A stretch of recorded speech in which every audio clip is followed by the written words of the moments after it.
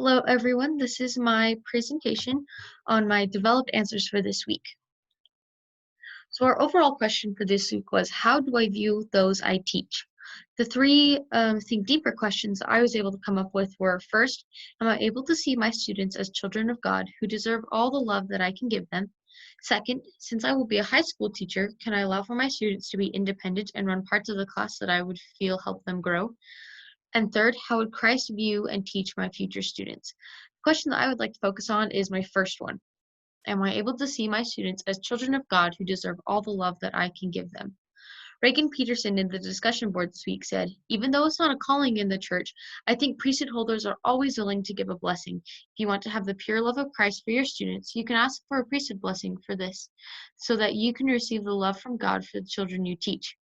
I think this is a super important thing to remember, is that priesthood blessings to help those who teach are not limited to just church callings, but for every position in life that we find ourselves in. And I think teachers is one of the most noble callings that someone can take upon themselves. So asking for a blessing from a priesthood holder to help you receive the love of God and be able to love your students even more is, I think, a really noble and really selfless request.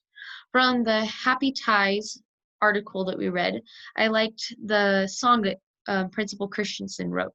And it says, happy ties can never be broken, formed by you and me, far surpassing wealth unspoken, they'll forever be. When I read this, it kind of made me think of the type of classroom that I want to create for my students. I want it to be a classroom where they've created memories and been able to form friendships and be able to be happy with each other. And I think if I'm able to see all of my students as children of God, then those happy ties will be made. Lastly, Marilyn Hamblin, my partner for this week, said, so if you really want to see your students as children of God and be able to do all that you can for them, then I have no doubt that you will be able to, as long as you ask the Lord for help and do all that you can to get your mind and heart into the place where you can.